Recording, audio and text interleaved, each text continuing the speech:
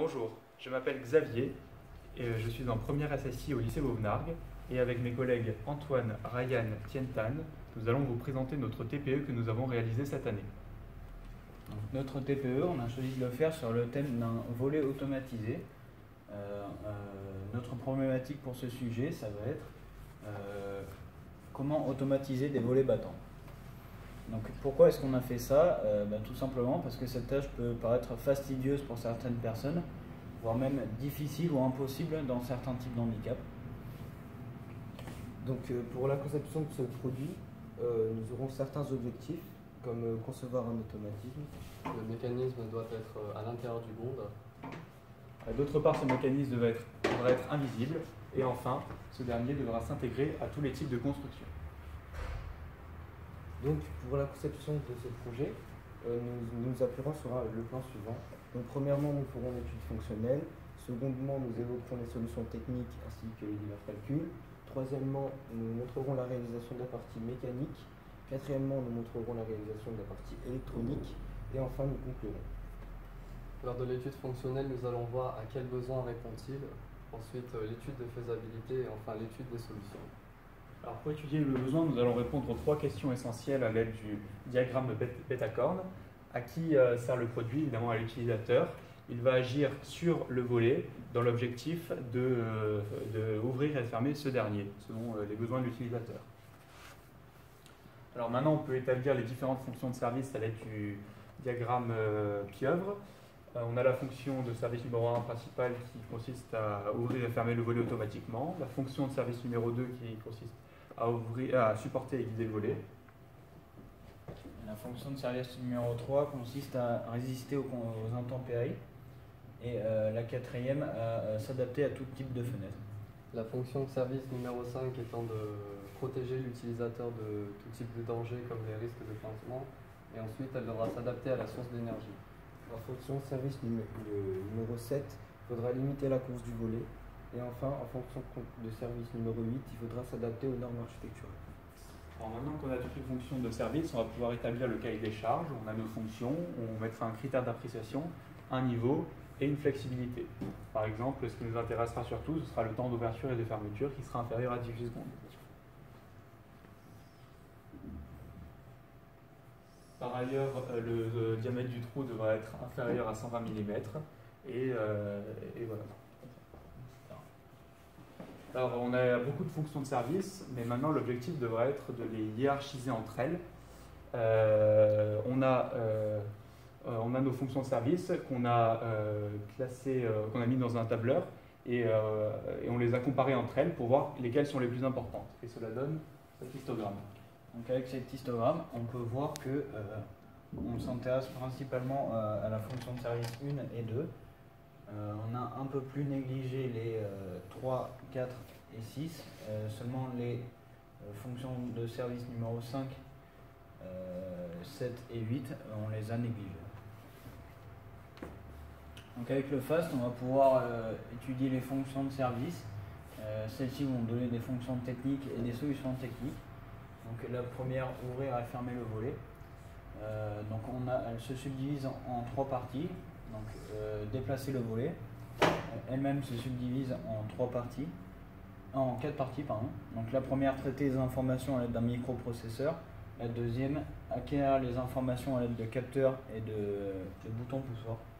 Ensuite, il faudra transformer l'énergie grâce à un moteur à courant continu.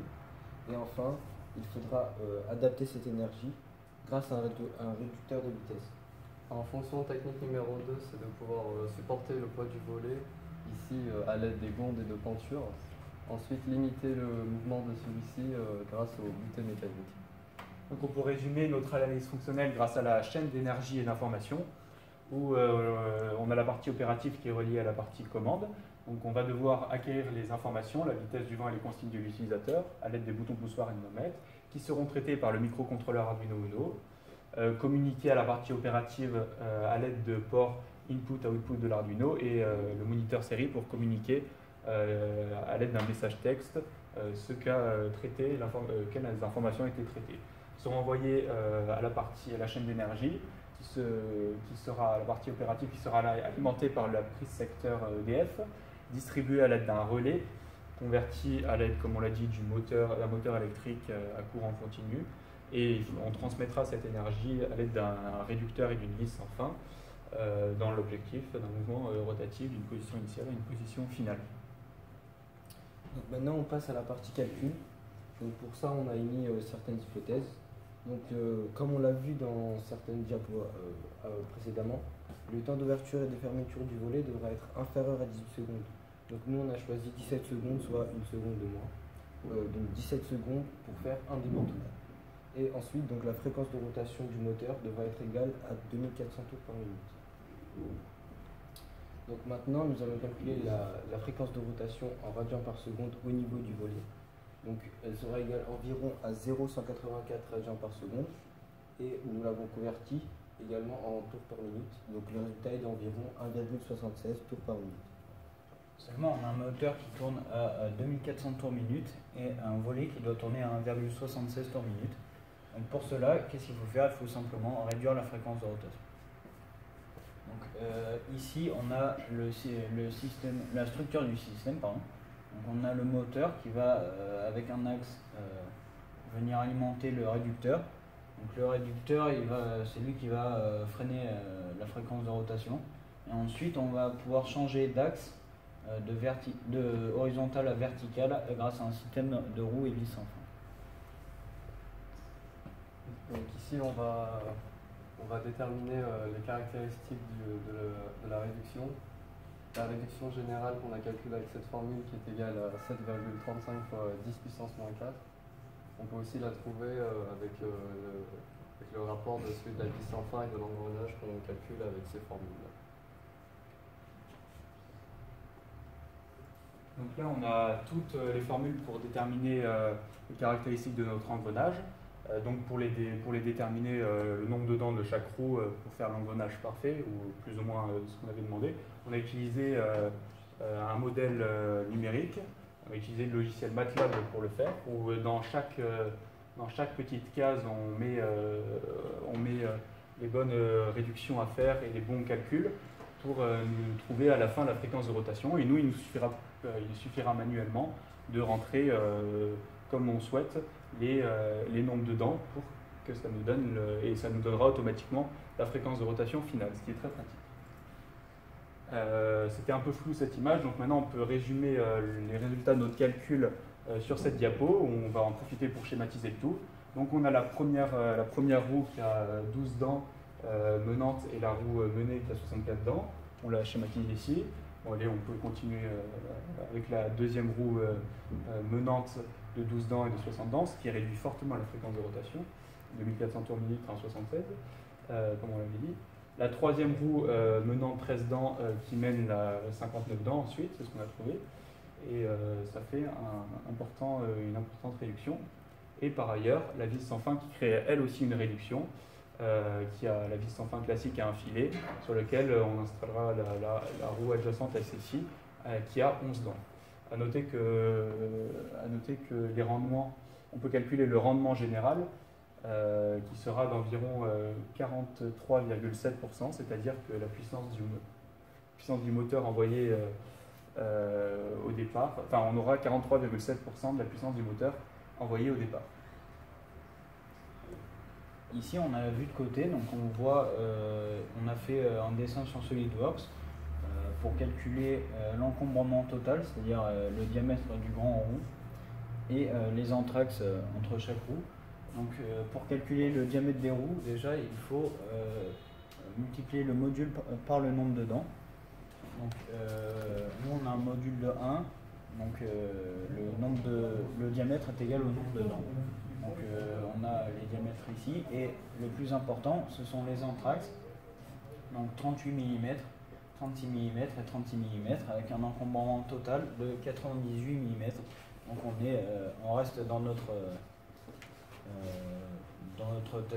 cahier des charges qui voulait un diamètre de moins de 100 mm. Donc ici on va déterminer la puissance du moteur. On avait dit tout à l'heure dans le cahier des charges que la vitesse du vent devait être inférieure ou égale à 50 km/h. 50 km/h qui correspond à la 6e force sur l'échelle de Beaufort, qui est une échelle de mesure de vent universelle.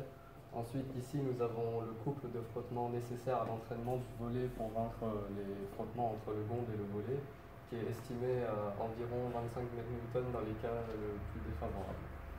Donc, grâce au site Cactus 2000, on a converti la vitesse du vent en pression, qui nous donne 124,64 pascal. Maintenant qu'on connaît la pression exercée sur notre volet, on peut calculer la force aussi qui est exercée grâce à cette formule, dans un produit en croix, qui sera de 200 newtons dans le cas de plus défavorable par le vent.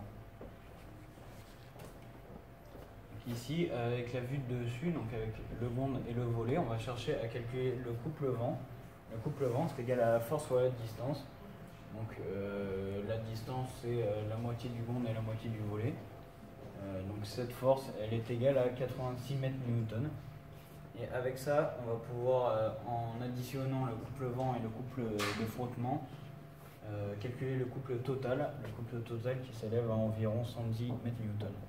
Donc maintenant, on va chercher à déterminer la puissance nécessaire du moteur pour entraîner le volet. On peut la calculer facilement, la puissance à l'entrée du moteur, en multipliant la fréquence de rotation par le couple total. Donc ça fait un résultat de 19,32 watts. Sauf ce qui nous intéresse, c'est pas ça, c'est la fréquence du moteur au départ. Et vu qu'on avait dit qu'il n'y avait que 43% qui sont envoyés, qui sont reçus à la sortie de l'engrenage, on peut déterminer facilement la puissance, grâce à un produit en croix encore, la puissance du moteur nécessaire. Et celle-ci est de 45 watts. Donc maintenant qu'on a effectué tous ces calculs, on va passer à la partie électronique. Nous allons voir comment commander l'ouverture et la fermeture des volets de manière plus simple. Donc nos objectifs principaux étant de commander le mouvement du volet grâce à des boutons poussoirs et ensuite bloquer le système si le vent est supérieur à 50 km/h. Donc on l'a réalisé à l'aide du logiciel Proteus qui nous a permis de simuler notre partie électronique. Là, on lance la vidéo.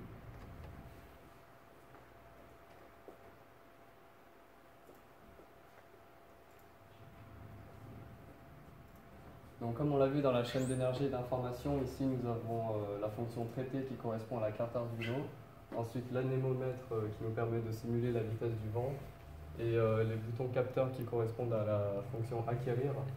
L'anémomètre va interagir avec l'oscilloscope qui va nous envoyer en heurt, qui va nous afficher en heurt les signaux de l'anémomètre.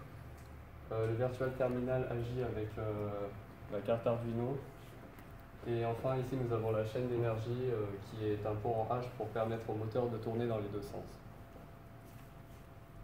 Ici, on peut voir qu'on a monté la vitesse du vent à 60 km/h et le virtual terminal nous affiche bien 60, 75. ensuite 75 et 75.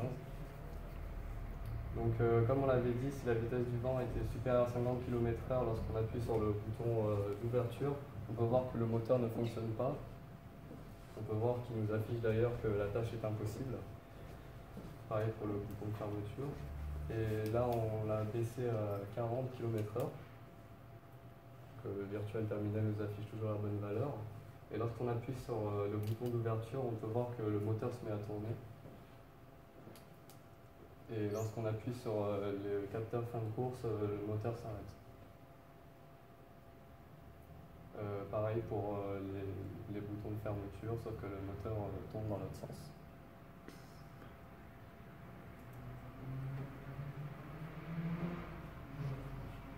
Donc en conclusion, on peut dire qu'on a réussi quand même à automatiser de manière convaincante un volet battant, en automatisant le mouvement. Par ailleurs, on a réussi à contrôler simplement l'ouverture et la fermeture de ce dernier, à l'aide, comme on l'a vu dans la partie électronique. On a réussi à avoir un mécanisme peu spacieux et qui s'adapte à tout type de construction. Par contre, on aurait pu, par exemple, intégrer une cale d'arrêt automatique pour la position ouverte. On aurait pu également aller plus loin dans les possibilités SolidWorks, comme SolidMotion. Et on aurait pu également remplir de manière plus exhaustive le cahier des charges.